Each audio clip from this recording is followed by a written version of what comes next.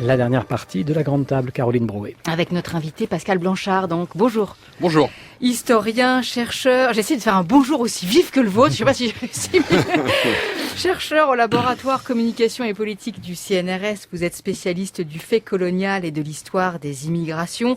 Vous publiez avec Nicolas Bancel et Dominique Thomas sous vos 3 directions, Vers la guerre des identités, point d'interrogation, de la fracture coloniale à la révolution ultranationale, un livre qui vient de paraître aux éditions La Découverte, avec les contributions de Rachid Benzine, de Sylvain Crépon, de Renaud Dely, de Yvan Gastaut, Fouad Laroui, Nicolas Lebourg, Raphaël Liogier, Alain Mabancou, Nona Mayer, Laurent Mucchielli, Florence Rochefort, Claire Rodier ou encore Alain Ruscio et une postface d'Alexis Génie.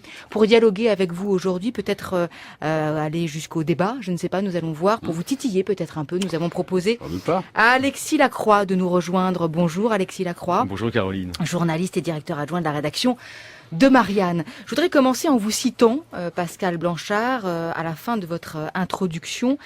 Vous écrivez ceci: « Nous avons en France et devant nous une opposition entre au moins 2 visions de la France qui transcendent désormais le clivage droite-gauche. Celle d'une France fermée, cloisonnée et claustrophobe, qui s'avance à grands pas vers la guerre des identités et refuse de réfléchir aux mutations récentes de la société, et qui s'enferme dans un déclinisme et une vision de plus en plus réactionnaire de l'histoire de France. Et celle d'une France ouverte, diverse, qui cherche à renoncer à un discours monolithique sur son histoire et son identité, de manière à multiplier les repères mutuellement constitutifs d'une autre citoyenneté, sans pour autant être aveugle sur les difficultés du processus d'intégration de cultures diverses. » On comprend d'abord où est votre camp, mais j'aimerais vous demander comment on en est arrivé là. Souvent on est arrivé là parce que d'abord on n'a pas voulu voir, on n'a pas su voir, y compris nous, les intellectuels de gauche. C'est-à-dire qu'à un moment, ces questions devenaient prioritaires pour éviter d'en arriver là. C'est-à-dire qu'il y a 20 ans, on aurait pu se poser des questions quand on a vu à un moment que la question de l'islam devenait très problématique en France et avoir des politiques publiques intelligentes sur cette question. Au lendemain des indépendances, on aurait pu se dire, tiens, est-ce que ça va bien se passer que 5 millions de personnes viennent de l'ex-empire colonial, s'installer dans l'ex-puissance coloniale, ils parlent notre langue, mais on les a quand même colonisés pendant 150 ans. Est-ce que toutes ces questions-là n'auraient pas mérité d'être pensées? Et puis, au moment des émeutes dans les quartiers populaires en 2005, on aurait pu se dire, il va peut-être falloir trouver quelque chose, parce que si toute la France brûle, il y a peut-être un problème. Et puis, quand nos outre-mer s'effondrent pendant 50 ans, on aurait peut-être pu se poser la question, nos outre-mer. Eh ben non. On a mis simplement notre sac sur la tête et on s'est dit, tout ça va passer avec le temps. Ouais, mais aujourd'hui, il y a 15 millions de personnes dans ce pays qui ont un grand-père et une grand-mère nés dans cet espace. Les gens n'ont pas la même couleur de peau, n'ont pas la même religion, n'ont pas la même culture à l'origine. Tout ça est problématique. Le vivre ensemble, c'est un très joli slogan, mais ça se passe pas aussi facilement que ça. Faut peut-être le construire. L'intégration, pendant très longtemps, on a cru que c'était à eux de faire un effort. Bah non, l'intégration, ça se fait à deux. C'est un peu comme une histoire d'amour, l'intégration. Faut que les deux aient envie de s'aimer. Faut que les deux fassent des efforts. Faut que les deux apprennent à vivre ensemble. Et puis, il n'y a pas un chef de famille monolithique. On a appris que c'était un peu plus compliqué, la vie aujourd'hui. Tout ça avait changé. Et tout le monde s'en est foutu. Ça n'a intéressé personne. Pourquoi? Parce qu'à droite, c'est la vieille mécanique en disant, ils vont quand même pas nous apprendre la vie et faire notre histoire. Et puis à gauche, on n'a jamais osé regarder son histoire compliquée et l'héritage de ce passé colonial. On a pensé qu'il fallait continuer à les assister. Mais c'est plus ça, la France. Regardez le débat Benzema, c'est très très révélateur de nos enjeux, mais c'est dans tous les sujets de société, sur les politiques urbaines, sur les politiques d'intégration, sur la représentativité politique. Vous vous rendez compte que ce vieux pays colonial avait plus de députés et de sénateurs dans les années 50 venus des Outre-mer qu'aujourd'hui. Vous vous rendez compte qu'aujourd'hui on est encore en train de parler de problèmes alors qu'on a peut-être inventé la diversité au début du XXe siècle. Vous vous rendez compte qu'aujourd'hui, un jeune gamin de 9 ans peut vous regarder dans les yeux et vous dire « Je suis pas français, madame, mais je suis né en France ». Et les autres vont lui dire « C'est vrai qu'il n'est pas vraiment français ». Un gamin de 8-9 ans prend conscience qu'à cause de la couleur de sa peau ou sa religion, il n'est pas de ce pays. On a fabriqué ça. Et on a fabriqué ça parce que les politiques publiques et les intellectuels, nous compris, on n'a pas compris que cet enjeu-là, il était extrêmement explosif, que il fallait le travailler certainement avec beaucoup de finesse, et que ça allait devenir peut-être le sujet central de la campagne présidentielle de 2017. Le fait que le Front National monte en puissance, on commence un tout petit peu mieux à comprendre que c'est un problème aussi d'ordre politique maintenant, puis il suffit de lire l'affiche du Front National, on est chez nous. Quand on vous écrit, on est chez nous, ça veut dire que les autres, ils sont pas chez eux. Et on est capable de dire ça des Français. Vous n'êtes pas chez vous, les gars, va falloir partir un jour. Ce que nous explique très très bien Zemmour. On a l'impression qu'il s'agit simplement pour les Français, les intellectuels et tout le monde, toute la communauté française, de faire mieux passer ce passé colonial de faire repentance davantage, c'est ça que vous proposez? Et est-ce que ça suffirait? La repentance. Non, mais est-ce que la révision de l'histoire, Déjà, on s'améliore. C'est bien. Vous êtes sur la bonne voie. Vous êtes sur la voie de la sagesse. Il y a une critique de repentance. Attention. La repentance, c'est une catastrophe. Et en plus, je suis pas chrétien ni catholique. Il y a une critique de repentance dans son livre. C'est plus subtil que ça. Je pense que la repentance, ça, c'était une grande invention de Nicolas Sarkozy. D'ailleurs, c'est son discours de Toulon pour lancer sa campagne de 2007. C'est un mot inventé par la droite pour empêcher de penser. D'accord. La revisitation de l'histoire. Bien. Qu'est-ce que ça en 2 minutes, on a fait un net progrès. Qu'est-ce que ça signifie? Non, mais attendez, il faut vous répondre à la question. Non, mais je veux dire, est-ce que vous pensez que cette exploration-là suffirait déjà à quoi? Elle ouvre déjà une boîte de Pandore qu'on n'a pas ouverte. Je vais le faire simple. Il y a 2 pays au monde qui ont eu un empire colonial et qui a marqué leur histoire, c'est le Japon et la France. Et ces 2 pays-là, à la différence des autres, n'ont même pas un musée d'histoire coloniale. Vous emmenez où vos enfants, vos petits-enfants et vos voisins pour parler en commun de cette histoire? Nulle part. Les Pieds Noirs n'ont pas de musée. Un musée de l'histoire de l'immigration maintenant. Mais c'est pas pareil. Ok, on a un musée des poules, donc on n'a pas besoin de parler des canards. C'est pareil. Ce n'est rien à voir. L'immigration et la colonisation, ce n'est pas la même chose. L'immigration est un choix. La colonisation a été imposée à des millions d'hommes et de femmes et d'enfants qui n'avaient rien demandé à l'histoire. Et pourtant, eux, ils sont français aujourd'hui. Mais c'est pas le même récit quand votre grand-père, il était indigène ou vous, quand vous avez vécu, comme moi, une histoire de petit Breton toute sa vie. C'est une autre histoire. Et il n'y a aucun endroit pour la raconter en commun. C'est pas une affaire de repentance. C'est une affaire que nous devons regarder notre histoire, toute notre histoire. La Commune, la Révolution française, Vichy. Regardez, vous trouvez tous normal qu'on ait appréhendé ces années de Vichy, le discours de Chirac en 95, pour qu'on puisse tourner la page. Eh ben, l'histoire coloniale, on n'a même pas commencé. Voire même, on a régressé depuis 20 ans. Avec les discours à la Sarko sur l'identité nationale. Qu'est-ce qu'il doit y avoir dans le discours, en quelques mots? Qu'est-ce qu'il doit y avoir dans ce discours? Le discours nécessaire? Oui. Comprendre que cette histoire nous a façonnés, au même titre qu'elle a façonné d'autres nations et que nous sommes les enfants de cette histoire. C'est pas grave en soi, quand on est lucide sur la question. C'est dramatique quand on est aveugle sur la question. Qu'est-ce que vous faites avec l'Angleterre, par exemple, qui avait un empire colonial? 2 musées en Angleterre. Et qu'est-ce que vous pensez de la situation de la Grande-Bretagne aujourd'hui, compte tenu de son histoire par rapport à Elle a des l'immigration? émeutes comme nous, des problématiques d'intégration comme nous, sauf que la grande différence en Angleterre, c'est qu'il y avait une femme noire présidente de la Chambre des Lords. Il y a eu un journaliste 20 ans avant nous qui présentait à la BBC, et on peut être noir, avoir 8 ans et se sentir anglais. Et je rappelle que le maire de Londres, il est de quelle origine? Vous voyez, ce qui se passe, c'est la différence. Oui, il y a quand même des problèmes sociaux. Oui, il y a quand même des problèmes dans nos quartiers. Il y a des problèmes identitaires. D'ailleurs, les Anglais ont été certainement beaucoup plus aveugles que nous au moment sur la question de l'islam intégrisme et du djihadisme à Londres. Mais sur le fond, un enfant de 8-9 ans ne vous regarde pas dans les yeux à Londres en vous disant « Madame, je ne suis pas anglais ». Incroyable, au départ, les Anglais. Ils étaient contre l'intégration, contre l'assimilation dans les colonies. Et aujourd'hui, leur pays, sur cet enjeu-là, fait qu'un Pakistanais musulman peut être maire de Londres. Alors, Alexis Lacroix. J'ai lu avec beaucoup d'intérêt ce livre collectif. Et d'ailleurs, je vais vous dire, il y a une chose sur laquelle on ne peut pas vous donner tort, Pascal.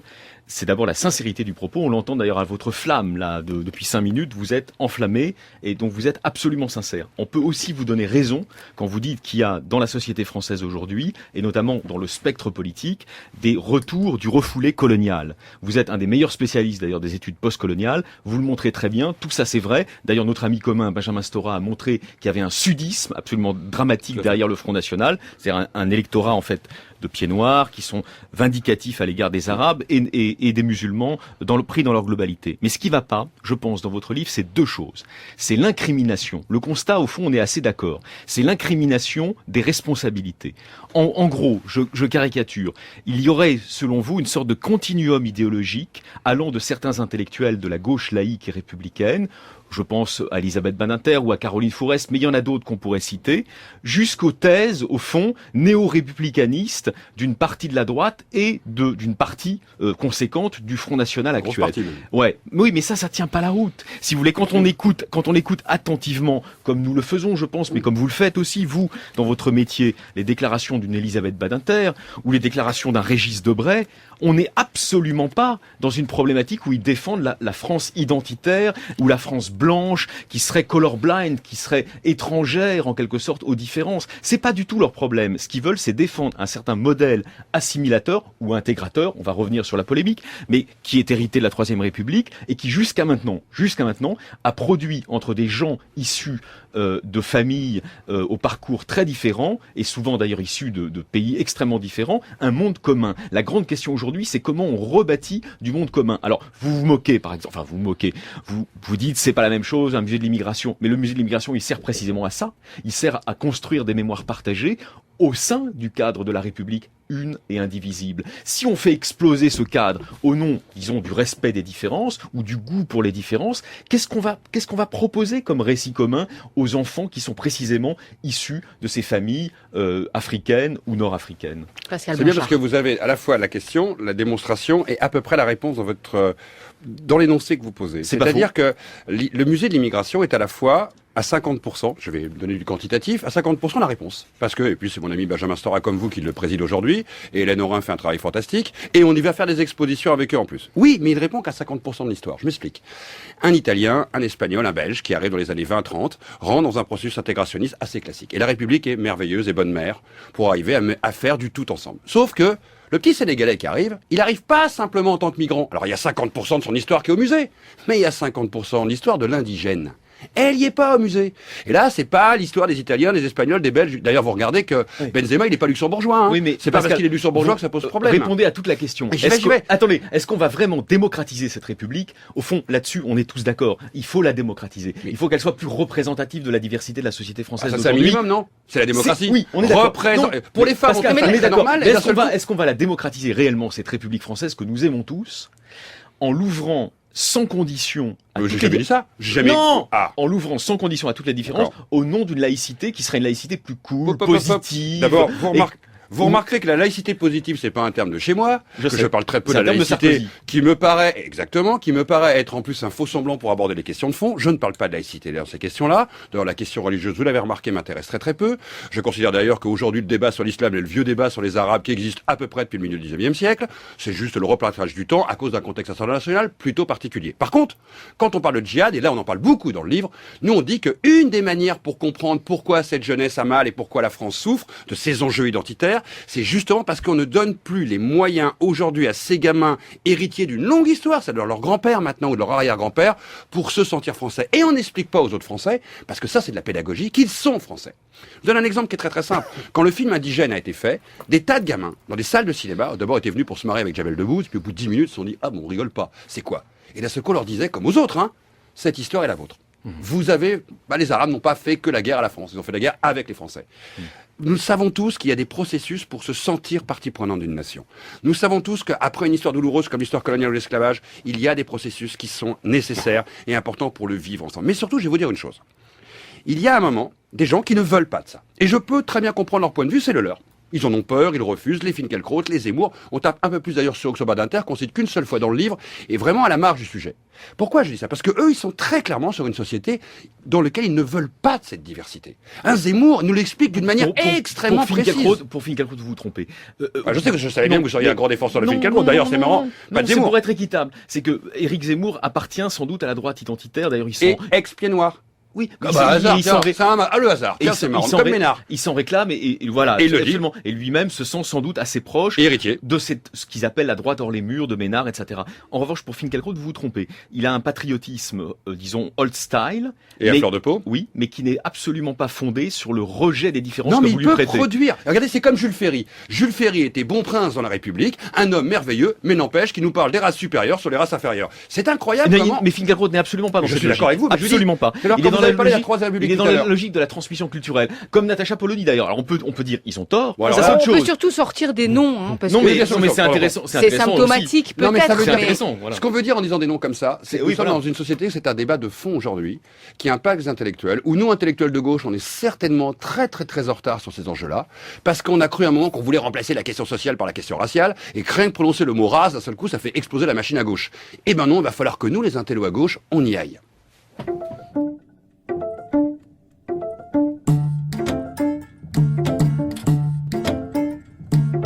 France Culture, la grande table.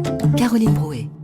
Comment éviter une guerre des identités? C'est ainsi que nous avons titré cette dernière partie en compagnie de l'historien Pascal Blanchard à propos de l'ouvrage collectif qu'il a co-dirigé, Vers la guerre des identités, point d'interrogation, de la fracture coloniale à la révolution ultranationale. Autour de la table pour l'interroger, dialoguer, débattre avec Pascal Blanchard, Alexis Lacroix du journal Marianne et Antoine Mercier. Oui, j'étais un peu surpris, Pascal Blanchard, vous utilisez plusieurs fois l'expression « se sentir français ». Ouais. Ça signifie quoi, se sentir français? C'est exactement, souvent d'ailleurs, quand des jeunes sont issus de deuxième, troisième génération d'immigration, ils disent on se sent français quand on est à l'étranger. Là, j'ai entendu cette expression. Ils disent voilà, quand on arrive à New York à Londres, là on revendique même notre francitude. Parce que là on nous dit vous êtes un peu trop français les gars. Et ben voilà, se sentir français à un moment, c'est se dire ce pays est le sien. On s'y reconnaît. Quand on se regarde dans le miroir des autres, on est français, il n'y a pas de débat. Et ben aujourd'hui, il y a une partie de la nation qui peut pas dire ça. Alors après, vous pouvez me dire, ouais, les gars, ils pourraient faire un effort, ils pourraient s'intégrer. C'est un peu juste quand même, se sentir français à l'étranger. Mais pas en France. Comme définition. Oui. En France, ils se sentent pas français parce que leur posture face aux discriminations, la manière dont ils sont représentés politiquement, la manière dont ils sont regardés par les autres, la manière dont le Front National leur parle d'eux, la manière dont Zemmour peut chroniquer sur leur nom, sur le nombre de gens qu'il y a dans les prisons françaises qui sont noirs et arabes. On leur ramène toujours à l'histoire potentielle de ce que sont les noirs, les arabes ou les asiatiques. À un moment, ils disent, ça veut dire que, comme dit Nadine Morano, ce pays est un vieux pays de race blanche. Donc ça veut dire que je ne serai donc jamais français. Et donc à un moment, pas se sentir français, qui nous paraît être un concept un peu flou, un peu complexe, et il l'est, individuellement, psychanalytiquement, psychologiquement, pour l'état d'individu, c'est le matin quand on se réveille, c'est quand on arrive au bureau, c'est quand on fait gaffe dans la manière dont on va parler chez sa belle-mère le week-end, dans des familles qui, je vous le rappelle aujourd'hui, sont par définition incroyablement métissées. Et à un moment, on va vous dire, tu viens d'où toi? Le tout vient d'où toi, en Angleterre, vous l'avez plus ça. Nous, on l'a encore parce qu'on est encore dans ce modèle, à droite, je dis bien, comme à gauche là-dessus, où on pense qu'à un moment, il y a une sorte de frontière impossible à franchir pour être français plein et entier et représenter la nation. Donc on le représente à quel moment? Seulement quand on est à l'étranger et qu'on est peut-être le seul français dans une assemblée avec des Américains, des Anglais, et dit « toi, t'es d'où ?» Je suis de France. Et là, on est français. Alexis Lacroix. Alors, on entend tout ce qu'il dit et encore une fois, il y a du vrai. C'est-à-dire que on est dans une société qui est aujourd'hui métissée, pour employer un mot galvaudé, en tout cas qui est ouverte aux différences. Elles sont très représentées. Vous avez cité le chiffre de 15 millions, et vous avez raison, d'enfants qui descendent de grands-parents ou d'un grand-parent issus des ex-colonies ou des départements et territoires d'outre-mer. Et évidemment, il n'y a pas de représentation politique, par exemple, mais également télévisuelle ou audiovisuelle. Il y en a plus qu'il y a 20 ans. Correspondante à ces 15 millions. Bien sûr. C'est ça que vous voulez dire. Tout ça, c'est vrai. Oui. Mais comment vous expliquez qu'il y ait justement des enfants issus de cette immigration, je pense à Malek Bouti par exemple, qui colle. Il est encore plus républicaniste, si vous voulez, que Manuel Valls. Comment vous l'expliquez? Il trahit la cause des siens? Mais c'est d'oublier complètement l'histoire de France. Qui inaugure l'exposition coloniale le 31, cher ami? Blaise Diagne. Ça vous va? C'est l'histoire de France. Ça me dérange pas comme paradoxe. On a le droit d'être un ultra-républicain, voire même un pro-colonialiste, et être avec des droits de l'homme. Marius Moutet, ministre des colonies du Front populaire. Qu'est-ce que ça prouve? Le fait qu'il n'y a pas de paradoxe, ça prouve que la République, elle est beaucoup plus intégratrice que vous le prétendez. Non, elle est pour quelques-uns. Le problème, c'est que si vous savez comment, on pourrait se battre avec des noms pendant 2 heures et trouver l'un qui équivaut à l'autre. Que Malek Bouti pense ce qu'il pense, il a entièrement le droit de le penser, et ça n'a rien à voir avec ses origines. C'est son parcours d'homme politique. Ce que je veux dire, c'est qu'aujourd'hui, il n'y a pas la possibilité de se sentir dans cette société pacifiée sur ces questions identitaires. Vous-même, vous l'avez écrit. Je me rappelle un article que vous avez fait sur les tyrannies identitaires. Nous sommes en train aujourd'hui de pousser des gens au Front National, comme dans ces minorités dites visibles, à se replier sur leur identité parce qu'il n'y a pas d'espace commun. Quand je mets un point d'interrogation avec mes collègues sur ce livre-là, c'est pour dire, continuons comme ça les gars, et ce que vous avez peur d'avoir en termes d'identité, vous allez vraiment l'avoir et sous une forme de guerre. Quand déjà des gamins partent, c'est pas moi qui le dis, qui a dit le mot apartheid? C'est Manuel Valls. Qui parle de guerre? C'est Manuel Valls. Si nous on avait dit ça, vous m'auriez mis au pilori là. Je serais déjà cloué au mur de France Culture et je bougerais plus. Moi je vous mettrais pas au pilori parce que apartheid des guerres, vous imaginez? Le constat de Valls qui a été très critiqué, y compris dans son propre camp, y compris dans une gauche laïque. Il est juste. Il y a un apartheid territorial en France. S'il y a un apartheid, faut comprendre. Et là, il a tort, Valls, de pas vouloir comprendre. Mais vous êtes très emporté, vous êtes convaincant, c'est vrai, mais il y a une chose que vous oubliez. C'est vos incriminations dans le livre, elles ne tiennent pas totalement. Parce que vous voulez absolument montrer, dans les différentes contributions, d'ailleurs. C'est pas que moi. Oui. On est 23. J'ai compris. On est 23 auteurs. Vous voulez, avec vos co-auteurs, vos 23 co-auteurs, qui sont tous très bons, absolument montrer qu'il y aurait une sorte de continuum entre les positions de républicains de gauche, pourquoi il n'y en aurait pas? Old Style, et le Front National. Mais c'est faux. Mais c'est absolument faux. D'accord, mais alors dans ce cas-là, pourquoi quelque part, à un moment, in fine, dans cette société, elle ne bouge pas? Pourquoi à gauche, depuis 20... Je vous donne un exemple. Jospin, un jour, a dit cette phrase fantastique. Et si on vous répondait, ça bouge pas, tout simplement parce que malheureusement, les positions des laïcards de gauche restent des positions minoritaires et récessives. On l'a bien vu d'ailleurs au moment de la bataille autour de l'Observatoire de la laïcité, où en fait le camp Hollande-Bianco l'a emporté sur le camp Valls. On est en train de parler d'un sujet qui n'a rien à voir avec la laïcité. Il faudrait quand même en parler, parce que quand vous dites, on évacue la religion, tout ça, la laïcité. Dans ce livre, on a très peu parlé de la religion et de la laïcité. Mais là, il se trouve quand quand même que, puisqu'on parle de la France, de se sentir français, il y a le système français de la laïcité. Vous ne le niez pas. Je trouve même qu'il est un des pivots de notre société. Et alors donc, est-ce qu'il ne faudrait pas qu'il joue un rôle précisément dans l'intégration? Il joue un rôle dans l'intégration beaucoup plus qu'on peut l'imaginer, et nous sommes certainement un des pays au monde. Je vous rappelle un chiffre que tout le monde oublie de dire. Nous sommes le pays où il y a le plus, par exemple, de mariages entre communautés d'Europe. Déjà ça, c'est un exploit. On ne glorifie pas assez ça. Nous sommes le pays où l'intégration a le mieux réussi. Nous sommes un pays où la laïcité, justement, permet à des gens d'être pleins et bien dans leur religion tout en étant dans un collectif. J'adore tout ça. Mais il y a un autre mot qui va avec laïcité, c'est diversité. Et là, ça commence à bugger. Parce que certains ont une vision assez tronquée de la laïcité. C'est la laïcité de combat. C'est une forme de laïcité qui, aujourd'hui, commence à stigmatiser une religion. Et face à ça, cette même religion, elle a un vrai problème avec notre système. Parce qu'on le dit dans le livre, et l'article de Benzine est très clair, l'islam n'a pas encore appris à vivre en République. Il va falloir qu'elle y aille et puis qu'elle apprenne à vivre elle aussi. Et dans l'intégration, il y en a certains qui vont devoir apprendre aussi à arrêter de dire « je suis un pauvre héritier de la souffrance coloniale », comme le dit très bien Mabankou. Il va falloir qu'ils deviennent vraiment des Noirs français, qu'ils arrêtent de nous faire croire qu'ils retourneront un jour au pays. Tout ça est complexe. Mais si on nous-mêmes, en commun, on ne fait pas l'effort de construire cette France de demain, la laïcité suffira pas parce que ce n'est pas qu'un problème religieux. C'est aussi, comme le dit Nanine Morano, un problème racial. Il va falloir le dire clairement avec des mots, on a un problème avec un noir, antillais, musulman, dans ce pays. Alexis Lacroix. Alors je crois qu'autour de ce micro, Caroline, vous en témoignerez, on est tous des partisans de la France ouverte. Simplement, on n'en donne pas la même définition. Antoine, à l'instant, donc vous interrogeait sur la laïcité, qui est un peu un angle aveugle du livre dans sa globalité. Je le reconnais, je le revendique pour éviter de répéter ce que tout le monde écrit depuis à peu près 2 ans. Alors moi je vais vous interroger aussi sur un autre aspect. Les républicanistes que vous dénoncez à gauche, notamment, pas tous, certains. Oui, mais se sont longtemps élevés, depuis longtemps élevés, contre un projet qui était d'ailleurs très à la mode dans la gauche sociétale, Strauss-Kahn compris, de mettre à l'honneur les statistiques ethniques. Tout à fait. Vous affirmez dans le recueil, avec d'autres contributeurs, que ça serait enfin un moyen de ne plus être indifférent aux différences. Moi, je vais vous poser très clairement la question. Bien sûr que le débat est ouvert, mais est-ce que si on institutionnalisait le comptage ethnique des citoyens français, on n'entrerait pas dans une logique de fragmentation accélérée qui mènerait encore plus vite à la guerre civile que vous redoutez? Alexis, Pascal Blanchard. Très bonne question. Et je suis entièrement d'accord avec ce que vous dites, ça risquerait de l'accélérer. Mais je vous rassure, on fait déjà des stats ethniques depuis 20 ans dans ce pays. Ah bon? Parce que, oui, mes collègues anglais et américains ne sont pas soumis à la loi. Vous le savez ça? Est-ce que vous savez qu'un collègue américain qui vient travailler en France, il peut faire des stats ethniques? Vous êtes au courant? Vous avez lu des livres de Lagrange. Lagrange, il fait des stats ethniques, en portant des prénoms. Vous savez que tout le monde en fait. Donc c'est un débat d'intello qui ne fait pas de travail de terrain et qui ne font pas de sociologie, qui dit mais on s'en fout. On peut travailler sur 5000 individus, faire disparaître les noms, ne travailler que sur les patronymes et pouvoir travailler. Je vous rappelle qu'on a pu avancer dans les discriminations faites aux femmes dans ce pays le jour où on a pu mesurer les choses. Je vous rappelle qu'on connaît la profondeur des océans quand on peut mesurer la profondeur des océans. Et bien si vous voulez parler de discrimination dans ce pays, il va falloir un peu apprendre à mesurer. J'ai dit un peu.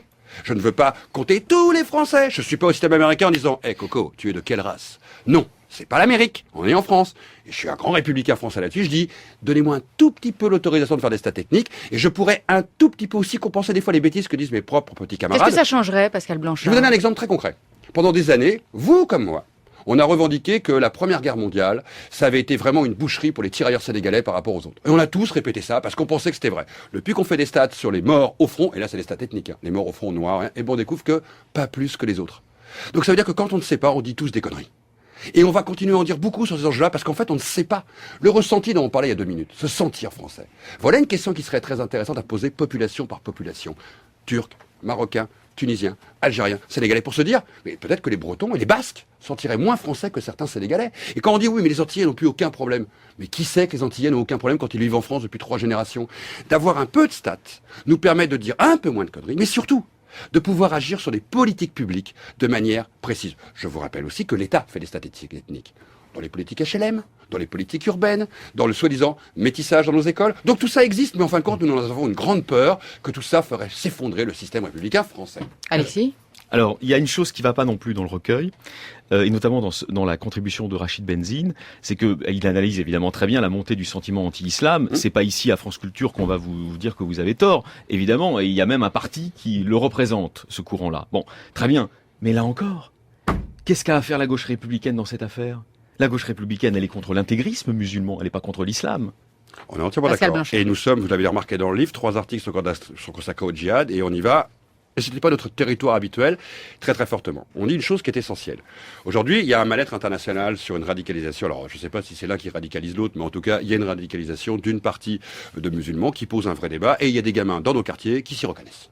Si on regarde pas ça de plein pied pour comprendre, je dis bien comprendre, le mot qui fait peur à notre Premier ministre, comprendre, et ça n'est pas excusé, Monsieur le Premier ministre, comprendre ce qui se passe, nous allons la perdre, cette guerre. Nous allons vraiment la perdre, cette guerre. Parce que si on a une, on est très très mal parti. Parce que, je rappelle, Sun Tzu, connais ton ennemi pour arriver justement à d'abord à empêcher que la prochaine génération de 12-13 ans parte de la même manière. Et nous avons une problématique face à l'islam, c'est une religion qui nous fait peur, mais c'est historique. Je rappelle que nous avons vécu de longs siècles avec l'islam. Les croisades, c'est pas hier. Un jour, allez vous promener, cher Alexis, sur le musée de l'immigration dont vous parliez tout à l'heure. Vous irez sur la face gauche de ce musée. Vous lèverez les yeux avec Benjamin Stora et vous lirez le nom du premier grand colonial français. C'est qui ? Qui est le premier grand colonial français pour vous ? Godefroy de Bouillon, roi de Jérusalem, c'est gravé sur un parvis de la République. Godefroy de Bouillon, roi de Jérusalem. Ce que je veux vous dire, c'est que nous pensons que cette histoire est lointaine et qu'elle est oubliée, mais pas du tout. Nous avons un rapport à l'islam très compliqué. Et l'islam a un rapport à nous très compliqué.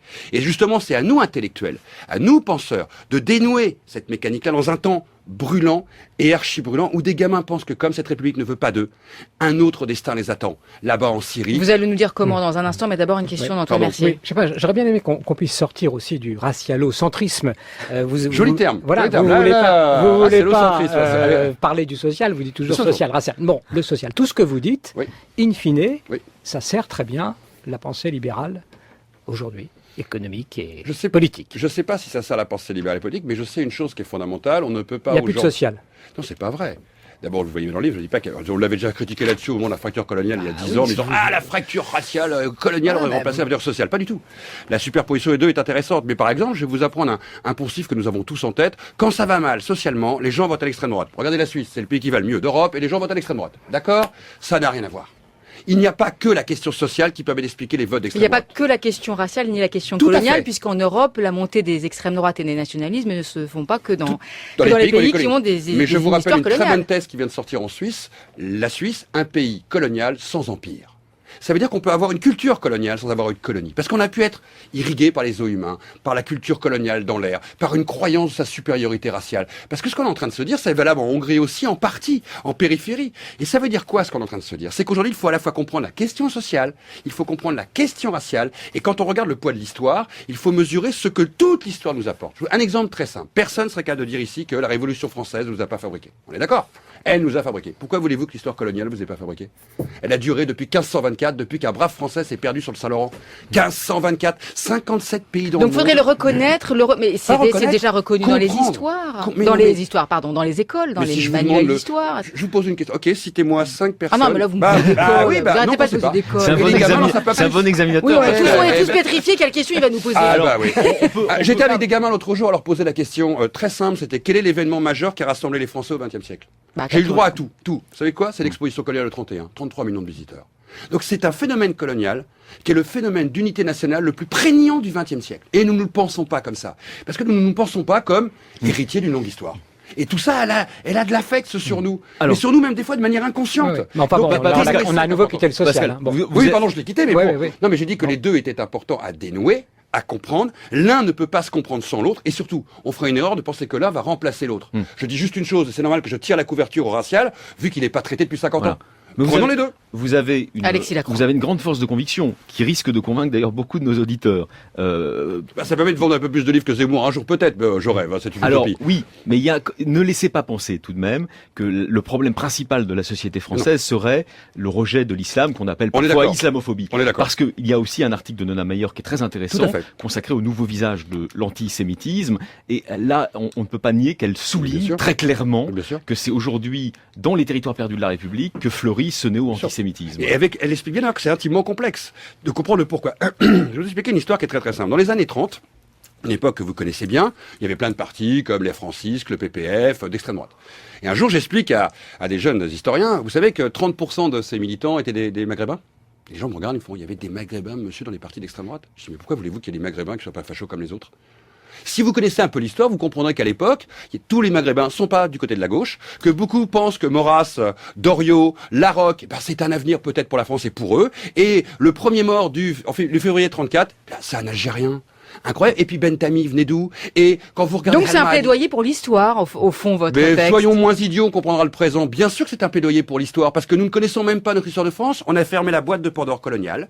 On a pensé que, comme dirait Sarkozy, vous vous rendez compte, on va rendre intelligents les enfants de ceux qu'on a hier exploités. Donc surtout, repentance si on y touche, n'ouvrons pas cette boîte de Pandore, ne regardons pas se passer. C'est exactement le discours que tenaient les Guy Mollet dans les années 50, et on sait où ça nous a amené, y compris à gauche. Je dis qu'à un moment, avec toutes ces parts d'ombre et je dirais de lumière, parce que c'est aussi ça l'histoire coloniale, la négritude, excusez-moi, si Senghor un jour croise Césaire, c'est parce qu'à Paris, il y a eu l'histoire coloniale, et parce qu'ils ont fait leur classe ici.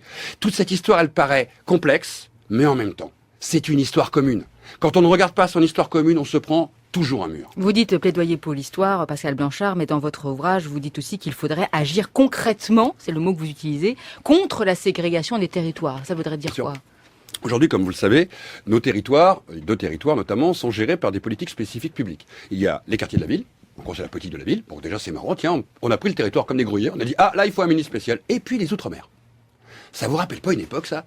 Pensez que des territoires doivent être gérés par des politiques différentes dans une république. Vous ne contesterez pas qu'il devrait être une et indivisible. Donc, on devrait avoir tous les mêmes politiques publiques. Un petit exemple pour l'illustrer pour nos auditeurs.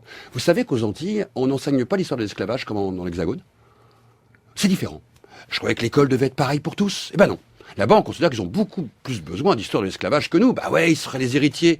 Eh ben tout ça, il va falloir se re-questionner. Parce qu'on fabrique des choses qui sont compliquées. On fabrique des choses qui fabriquent encore de la désunion. Et puis on a une pensée. Je dis pas que c'est la même chose qu'à l'époque coloniale. Je dis que nous continuons à avoir des tropismes qui sont issus de ce passé colonial où, par exemple, on pense que ces populations devraient toujours être assistées, que ces territoires devraient toujours être gérés d'une manière différente, que, par exemple, on n'interrogerait pas le citoyen pour lui pratiquer des politiques publiques pour son bien. Tout ça donne un vieux ressenti d'une époque. La preuve, vous savez, il suffit de regarder les institutions. Pourquoi on a encore ces ministères ? C'est bien que les politiques publiques doivent être différentes. Mais pourquoi elles sont différentes? Parce qu'ils sont plus petits, plus grands, plus gros, plus verts, plus ronds, plus quoi? Non, parce qu'ils sont plus noirs, plus arabes et plus jaunes. C'est ça le fond du débat. Et là, si à un moment on n'est pas capable, nous, de se questionner sur notre République là-dessus, le mur identitaire, que vous êtes, comme moi, à avoir peur de prendre un jour, parce que ils se replient au final sur quoi quand ils ne sont plus dans l'identité nationale, quand ils ne sont plus dans le collectif, quand ils ne sont plus dans la communauté nationale? Eh bien, vers une identité ou fictive, dont vous avez très bien parlé dans un article, ou une identité qui croit réelle. Et ils se disent à un moment, voilà mon étendard. Et c'est vers ça qu'on va, du côté du Front National comme chez les autres, si on n'est pas aujourd'hui vigilant. Pascal Blanchard, juste un tout petit mot pour terminer, puisque ce week-end, le week-end dernier, s'est tenu à Béziers, à l'initiative du maire Robert Ménard, un week-end de tables rondes. Parmi ces tables rondes, il y en avait une sur l'immigration, modérée par un journaliste de Valeurs Actuelles qui était partenaire de l'événement. Une table ronde qui réunissait l'ancien député FN Yves Le Gallou, l'éditorialiste du Figaro Yvan Rioufol, l'essayiste Jean-Paul Gourevitch, le blogueur Serge Federbusch, l'écrivain Renaud Camus, théoricien du grand remplacement. Il a été question des mots que vous pouvez utiliser, vous, de guerre civile, d'un côté, de la France comme colonisée, disait Renaud Camus. Alors, comment on fait quand colonisation inversée. Oui. C'est-à-dire qu'aujourd'hui, ils regardent tout ce qui se passe à l'aune d'une colonisation inversée. Ils sont chez nous, le grand remplacement. Et le grand remplacement suggère à l'électeur le grand retour. Ils sont, eux, dans la dialectique coloniale. Pourquoi? Parce que le FN est le premier parti post-colonial dans ce pays. Il a été créé au lendemain de la défaite algérienne. Et pour Ménard, s'il change les noms de rue, il change les noms de rue. Il donne quoi comme héros? C'est des héros de l'OS. C'est des héros de l'Algérie française. Lui, cette guerre d'Algérie, elle n'est pas terminée. Et pour le Front National, c'est certainement le meilleur terreau électoral pour un jour arriver au pouvoir. On termine par une illustration de votre livre MZ, comme ça qu'on dit? Oui, MZ. Noir, c'est noir. Merci beaucoup Pascal Blanchard. Vers la guerre des identités. Point d'interrogation. C'est un livre édité par La Découverte avec donc 22 contributions en plus de la vôtre. Merci à vous Alexis Lacroix d'être venu au micro de la Grande Table à nouveau et jouer cet exercice avec nous. La Grande Table, c'est Raphaël Bourgois, Henri Leblanc, Jeanne Aléos, Clémence Marie et Lucie Aubourg. À la réalisation Philippe Baudouin et à la technique aujourd'hui c'était Clément Daté.